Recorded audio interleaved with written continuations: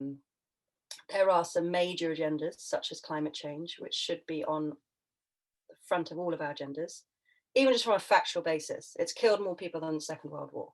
It's going to affect every single human being on the planet detrimentally within the next, I don't know what the science is saying at the moment, 20 years, it will be the dominant agenda of our children's generation. It's,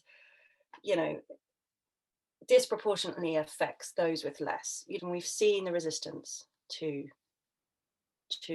acknowledging climate change and what it is, and all of the things that go with it and that they're interdependent with, to acknowledge, to accepting its complexity, to accepting the fact that the threat is largely, for those that can make the greatest impact, it's largely existential. It affects others before it affects us. It's a problem of inconvenience. We know it's there, and more and more and more, it's something that in our sense of self, we know to be true. I've worked with a lot of leaders who are sort of about to join boards of FTSE 100s, and when it hits them that it's actually the agenda of their CEO-ship or the thing that they've been working so hard to, and they have directly ignored the signals for so long and contributed to, when they really take the facts on, that is a terrifying place, and it needs compassion, because most of us were behind the scenes going, make our products cheaper, make them more convenient. It's the guilt and the shame doesn't help anyone, right? So how can we wake up, work through it, and be part of a solution, without judgment, without shame, without guilt, but with responsibility and action. Well, at the highest level, I believe that the response is more than an intellectual one for me. I believe, on a personality level, say an NLP, it's definitely at an identity level. Who am I? What is my purpose here in this world? What is my reason for being? And so for me, the more and more I sit with that, the more that I felt, when sort of watching the journeys of these leaders, especially that I was working with, these corporate leaders, I really felt that it was a spiritual, emotional leap, and that is the invite of our time.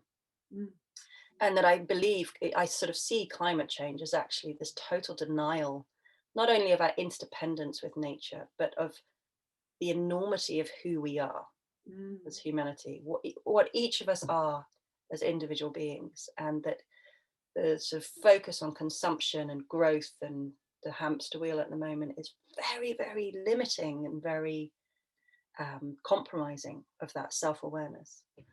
So my work now focuses mostly with leaders or with people who are, change catalysts, change activists, and connecting them to their intuitive knowing, but in the fullness of what they know, not simply the convenient information. So really being able to, and with that, enable transformation into a much more congruent whole self. And that naturally includes being environmentally and socially responsible, because it's in alignment with whatever your values are, whatever your sphere of reference are, whether it's simply in your looking after yourself or your family or your community or the world, wherever you see yourself interacting. The feedback loops are so much closer now. We're working on timelines in climate change for 5 and 10 years, not 20, we used to say 2020, and we used to look at it like it was over there, now it's just the whole thing's concertinaing down. So the people that I'm working with who are directly involved, part of what I'm helping them hold is to do the work in a place of service and in a place of stillness, and not from fear. And which is a very sort of paradoxical, like slightly counterintuitive thing. We're like, but we're trying to save the world, literally. But I think to do that from the energy of what got us into this mess in the first place, that sort of existential fear, the need to consume and have more around us to keep us safe and to not die, like it's just sort of, I don't think it helps.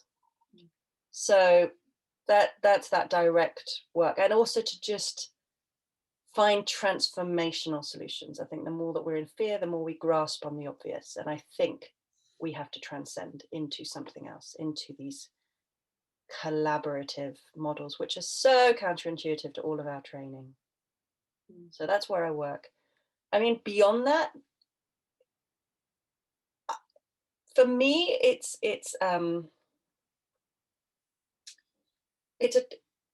untrue, and it's heartbreaking for anyone to be out there working, contributing, serving, and to not know and own that that is directly contributing to a positive world. And I actually think it's at the core of every single one of us. Yeah. So, climate change denial denies you the ability to, the barbecue test, stand at the barbecue on a Friday night with your neighbors and your mates and being like, I'm proud of what I do. I know it's meaningful. I know it makes a difference. And even if that is a cleaner, or even if that is I run a bank, or I don't know how I help, I'm a mum.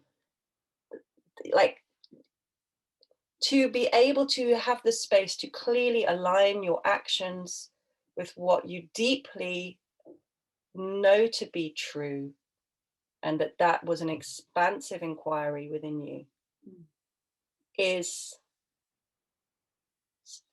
just so important to me. It's such a gift, and for me, that is what I focus on in coaching, and in my leadership work. I mean, for me, I think it's, and again, this might be my frame of reference, but I think it's about understanding on a value level, on a mission and sort of value level, what is important to you about being here?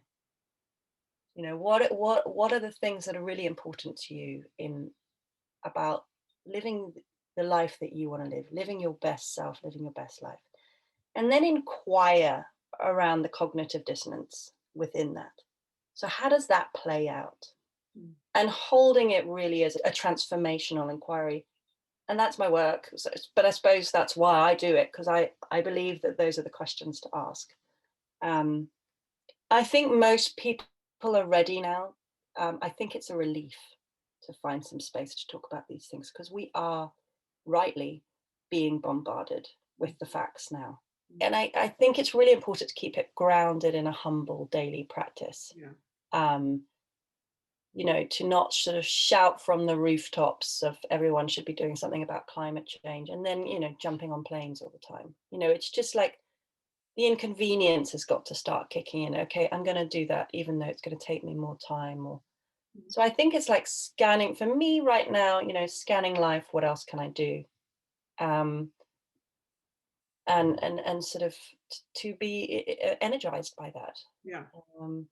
Because part of what that does is it creates social norms that you just see. When am I confronted enough to step into action? When do you have enough information to say, I need to act now? And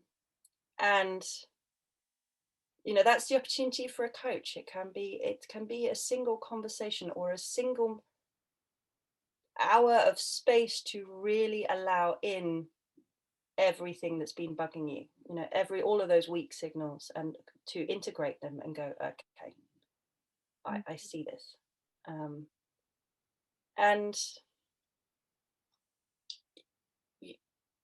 it still shocks me at times that there are things that I know to be true that I haven't yet worked on and gone, well, what does that mean for me, and what do I choose to do about it? There are some changes that feel too radical. And yet, if I logically work them through, I'm like, well, it makes no sense not to do this, but I just need space. Thank you to everyone on this course. Brilliant. Oh.